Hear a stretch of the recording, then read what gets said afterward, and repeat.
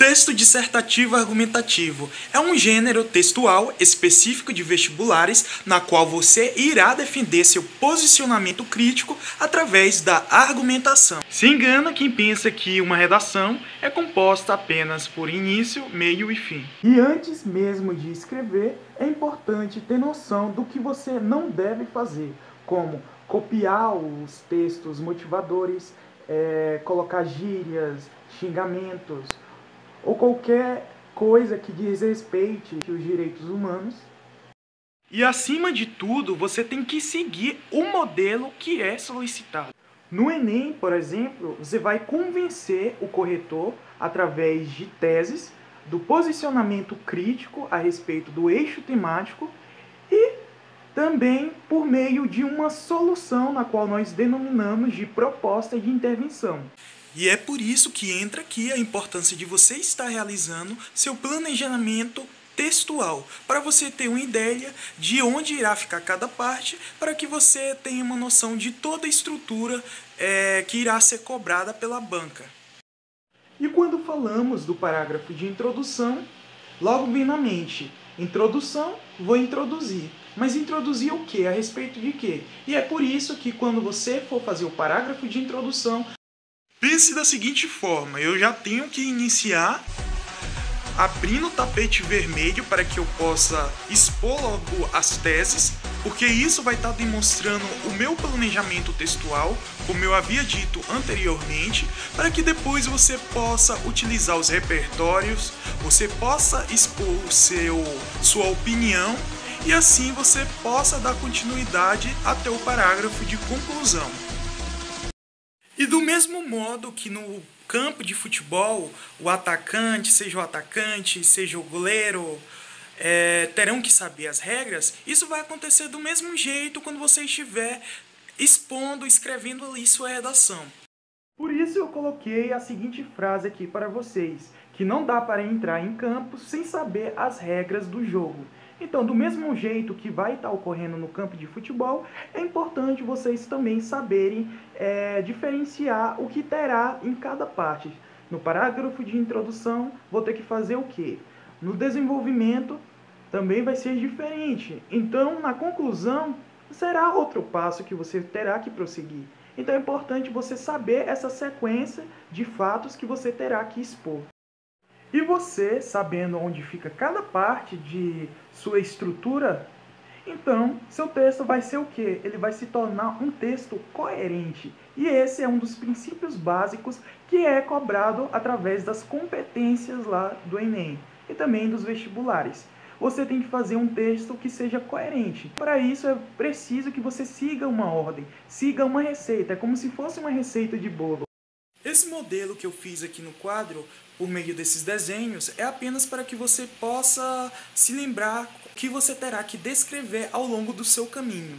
E para isso, como eu havia falado anteriormente para vocês, logo a gente na introdução teremos que expor as teses, porque expondo as teses, você demonstra para o corretor que você já esteve realizando ali todo o planejamento estrutural para que você possa desenvolver seu parágrafo de desenvolvimento. E logo depois nós vamos o quê? Apresentar os argumentos, tanto no D1 como no D2, que são os parágrafos de desenvolvimento. E aqui eu coloquei no final esse troféu fazendo referência à proposta de intervenção, porque na proposta de intervenção teremos o agente, ação, meio modo, finalidade e detalhamento. Então, você tem que colocar todos esses 5 tópicos em seu texto. Mas caso você não tenha entendido nada do que eu disse até agora, volte o vídeo e assista novamente essa parte que eu relatei. E aqui eu trouxe uma estrutura demonstrando mais ou menos como vocês vão estar realizando todo esse processo. Logo aqui nós temos a nossa introdução. A introdução vai ser o primeiro parágrafo. Então é importante você demonstrar para o corretor que você já está começando ali o seu texto, sabe? Com estilo, que você vai ser diferente dos seus concorrentes. Eu sou bonita, eu sou maravilhosa, eu sou desejada. Uma bebê dessa nunca mais tu vai ter. Bonita, beleza, olha. Então, para isso, você deve utilizar um repertório sociocultural. Através de um fato histórico, você pode utilizar um filme para fazer referência, e outros artimanhas, como um gibi, uma série. Então aí você que irá decidir. E toda vez quando... Eu sempre falo aqui nos meus vídeos, toda vez que você utiliza um repertório, você vai ter que estar fazendo o quê? Você vai ter que vir com um conectivo. Lembrando que isso daqui que eu estou falando vai estar servindo para todo o decorrer do texto. Conectivo. E esse conectivo você vai ter que decidir o seguinte: se ele vai ser de comparação ou se ele vai ser de contraste. Comparação é quando você vai seguir a mesma linha de raciocínio. Contraste é quando você vai opor aquela ideia do repertório. Então, tá certo até aí, né? Então, lembrando, eu coloquei aqui conectivo, mas você vai estar utilizando ao longo de toda a redação, tanto do desenvolvimento e também da conclusão. Entrando agora aqui na contextualização, é importante que você utilize o conectivo anteriormente citado, justamente porque você irá necessitar dele quando for para a contextualização. Porque na contextualização você vai estar fazendo o seguinte: por exemplo, pense que você utilizou, sei lá, a Revolução Francesa como um fato histórico para estar utilizando como repertório. Então, como é que você vai contextualizar um tema? Então, você vai pegar esse fato histórico e você vai buscar trazer esse fato histórico de uma época para os dias atuais. E é assim que nós fazemos quando utilizamos algum repertório, independente de qual seja, se seja um fato histórico, ou seja um filme ou qualquer outro. E é isso que nós denominamos de contextualização. Você pegar ele através de uma época ou através de um exemplo e você trazer para os dias atuais.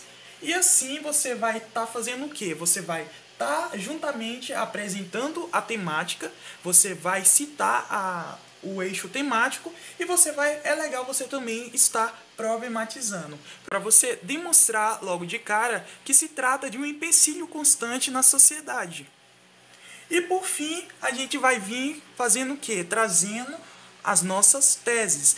Por que eu coloquei aqui expor 2 argumentos? Porque geralmente você vai colocar 2 teses, porque você vai pegar a primeira tese e você irá desenvolver no primeiro parágrafo de desenvolvimento e a segunda tese no segundo parágrafo de desenvolvimento. Então aqui nós finalizamos a nossa introdução com o repertório sociocultural, conectivo de contraste e comparação, que vai estar servindo para toda a relação, para todos os parágrafos. A gente fez a contextualização, apresentou o tema, problematizou e expôs as teses. Dando continuidade, agora no nosso parágrafo de desenvolvimento, nós sabemos do quê? Que nós teremos 2 parágrafos, o D1 e o D2. E tanto para os dois você irá seguir esse mesmo planejamento aqui. Você irá primeiramente colocar o tópico frasal. Mas o que se trata isso? Se trata que você vai pegar a sua ideia ali que você colocou na tese e você vai novamente reafirmar como uma problemática. Você irá colocar as primeiras linhas reafirmando o que você utilizou ali na tese, no parágrafo de introdução. E aqui eu coloquei o que? Argumento, porque você vai demonstrar seu posicionamento, sua argumentação. Repertório sociocultural, a mesma coisa que eu disse anteriormente. Você vai contextualizar, você irá contextualizar. E a única coisa que tem diferente aqui no parágrafo de desenvolvimento, diferente ali da introdução, que você vai fazer o seu desfecho. O desfecho será uma espécie de reflexão de tudo que você já mencionou aqui. Mas uma coisa para ficar bem claro, como eu estou falando aqui de colocar argumento, repertório e contextualizar, que eu estou dizendo que é parecido com a introdução, eu não estou falando, querendo dizer que você vai fazer do jeito aqui da introdução, apresentando o tema e sei lá o quê. Mas você vai ter que o quê? Você vai ter que argumentar sobre o seu eixo temático, você vai utilizar um repertório sociocultural já diferente aqui da introdução, até porque você não vai estar utilizando coisas parecidas, né? E você vai ter que contextualizar no sentido de pegar esse repertório e linkar juntamente com o argumento, ou vice-versa. E por último, nós temos o nosso parágrafo de conclusão. Aqui eu coloquei tópico frasal conclusivo.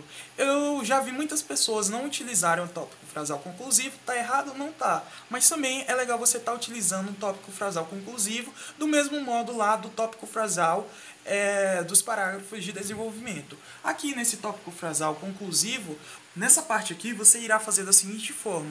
Você irá colocar expondo em mais ou menos uma linha e meia, dizendo que o tema, você vai retornar com o tema, demonstrando que o tema é persistente e ele precisa de uma solução. E você vai vir com a sua proposta de intervenção. Na proposta de intervenção, eu já havia até mencionado com vocês que nós vamos utilizar 5 tópicos que são essenciais: agente, ação, meio modo, finalidade e detalhamento.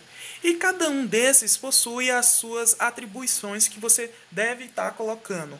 Inclusive aqui nós temos também alguns modelos de conclusão no canal, caso vocês queiram encontrar para ver como é colocado isso na prática. E aqui eu coloquei fechamento do circuito. Fechamento do circuito. O que seria esse fechamento do circuito? É porque o texto, como eu falei, ele deve ser coerente. Então por isso que nós colocamos aqui um texto circuito, um fechamento circuito. Porque mesmo cada parágrafo tendo seu jeitinho, tendo sua estrutura, o texto ele vai ter que se correlacionar.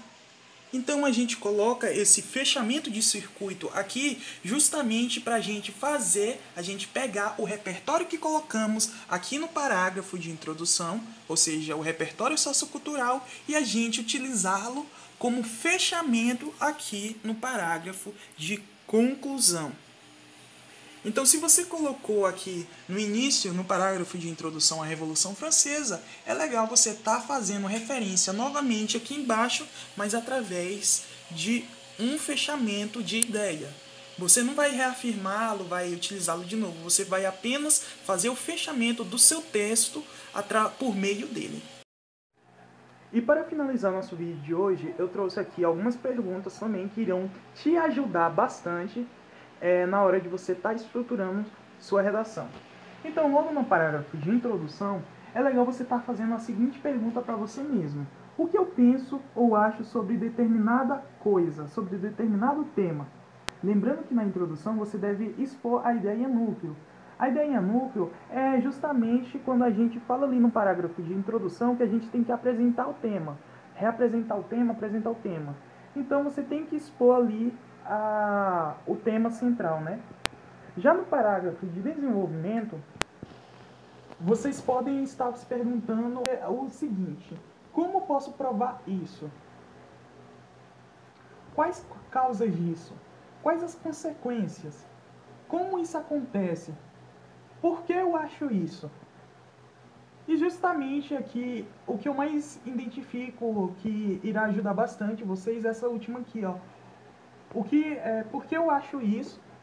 E também essa daqui de causa e consequência, porque geralmente é a mais utilizada pelos estudantes para estar fazendo um parágrafo de causa e outro de consequência.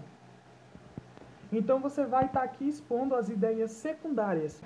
E na nossa conclusão, que lição pode ser tirada de tudo isso?